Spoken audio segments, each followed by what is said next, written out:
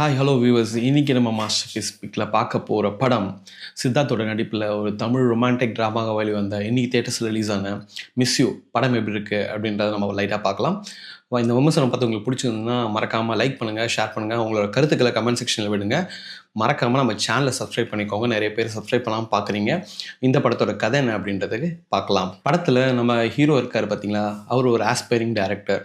ஆனால் தான் கண்ணு முன்னாடி ஏதாவது தப்பு நடந்துச்சு அப்படின்னா தாங்கிக்கவே முடியாது, தட்டி கேட்கணும் அப்படின்னு சொல்லிட்டு ஒரு இருக்கிற மனப்பான்மை கொண்டவர் தான் நம்ம ஹீரோ சித்தார்த்.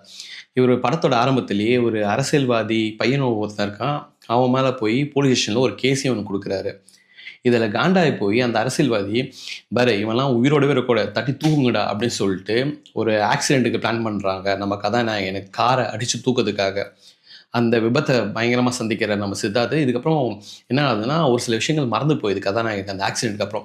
இதுக்கப்புறம் உடம்புலாம் தேறி வந்து நம்ம லைஃப்பை பார்க்கலாம் அப்படின்னு சொல்லிட்டு சித்தார்த் நினைக்கிறாரு. ஒரு கட்டத்தில் கதாநாயகியை சந்திக்கிறாரு, ஒரு காதல் வயப்படுறாரு. ஒரு கட்டத்தில் தான் இவருக்கு தெரியுது அவர் அந்த பொண்ணு இவருக்கு செட் ஆகாது, அவர் கல்யாணமே பண்ண முடியாது அப்படின்னு. இதுக்கப்புறம் உண்மையாகவே ஏன் அவர் அந்த பொண்ணை கல்யாணம் பண்ண முடியாது அப்படின்ற விஷயத்த கடைசியாக இவங்க ரெண்டு பேர் சேர்ந்தாங்களா இல்லையா அப்படின்னு எல்லாருக்கும் விடை தான் அந்த படம். இந்த படத்தோட கதையை பொறுத்தவரைக்கும் பார்த்தீங்கன்னா, உலக படங்கள்லாம் நீங்கள் பார்த்துருப்பீங்க அப்படின்ற ஆளாக இருந்தால் நான் சொல்கிற படம் 2004 ஒரு அமெரிக்கன் ரொமான்டிக் ட்ராமா வெளிவந்த 51st ஸ்டேட் படம் பார்த்தீங்களா. 2012 இன்னொரு அமெரிக்கன் ட்ராமா படம் தி வால் படம். இந்த மாதிரி ஒரு சில படங்கள்லாம் மைண்டுக்கு லைட்டாக வருது இந்த படம் பார்க்கும்பொழுது. இந்த மாதிரி பல படங்களோட ரெஃபரன்ஸ் இந்த படத்தில் இருக்குது. இந்த படத்தில் ராஜசேகர் அண்ட் அசோக் ரெண்டு பேரும் சேர்ந்து தான் எழுதியிருக்காங்க. இது வந்து ராஜசேகர் தனியாக இயக்கியிருக்கிற இந்த படத்தை மிஸ் யூ. உண்மையாக சொல்லணும்னா அடிக்கடி சொல்கிற போல் இந்த படத்துக்குள்ளே பாட்டு வேணுமா பாட்டு இருக்குது, ஃபைட் வேணுமா ஃபைட் இருக்குது, ஃபேமிலி எமோஷன் சீன்ஸ் வேணுமா அதுவும் இருக்குது, காதல்ன்ற அந்த விஷயம் மட்டும் கொஞ்சம் தூக்கலாக இருக்குது, எமோஷனலான கனெக்ட்லாம் கொஞ்சம் அதிகமாக இருக்குது. அதாவது அந்த மிஸ் யூ வந்து கொஞ்சம் ஒரு ஆப்டாகவே இருக்குது. ரொமான்டிக் ட்ராமாக்குள்ளே ஒரு ட்விஸ்ட் அண்ட் டர்ன்ஸ் எல்லாமே இந்த படத்தில் இருக்கிறதுனால இது மிகப்பெரிய ப்ளஸ்ஸாக நான் இந்த படத்தில் சொல்லுவேன். பொதுவாகவே பார்த்தீங்கன்னா ரொமான்டிக் ட்ராமா படங்கள் பார்த்தீங்கன்னா சினிமாட்டோகிராஃபியும் மியூசிக்கும் இது ரெண்டுமே வந்து ரொம்பவும் அந்யூன்யமாக இருந்தால் தான் அந்த படத்தை ஃபுல்லாகவே ரசிக்க முடியும். பல விமர்சனத்துலேயே நான் சொல்லியிருக்கேன். கேஜி வெங்கடேஷோட சினிமாட்டோகிராஃபியாக இருக்கட்டும் அந்தளவுக்கு பளிச்சுன்னு சூப்பராக இருக்குது. ஸ்டன்னிங்கான சீன்ஸ், கலர்ஃபுல்லாக இருந்தது. அது டிஐயில் பண்ணாங்களா இல்லை எடுக்கும் போதே அதை இன்புட்லேயே அதை சூப்பராக பண்ணாங்களா.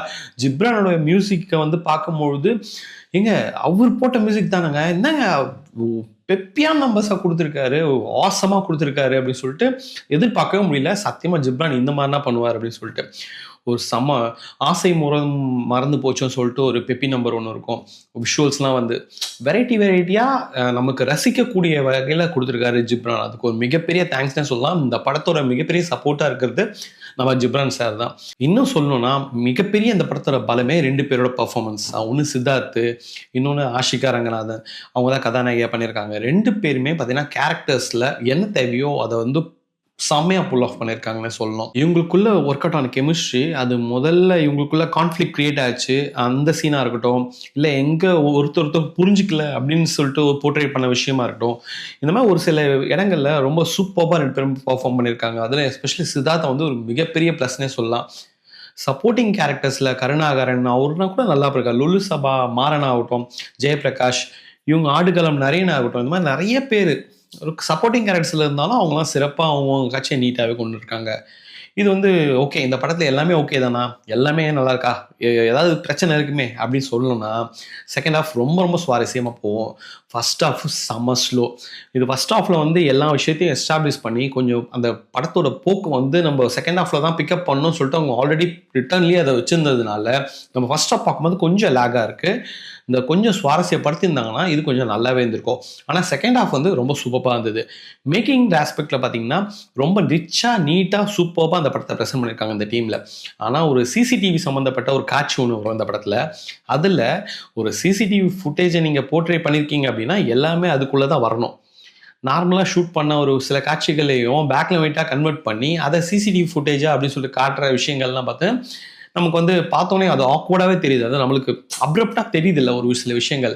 ப்ராக்டிக்கலாக கொண்டு போகும்போது இந்த விஷயத்தையும் கொஞ்சம் யோசனை பண்ணியிருக்கலாம். மொத்தமாக இந்த படம் எப்படி இருக்குது அப்படின்னு கேட்டிங்கன்னா, காதலர்களுக்கு மட்டுமே உண்டான ஒரு சூப்பரான படம்.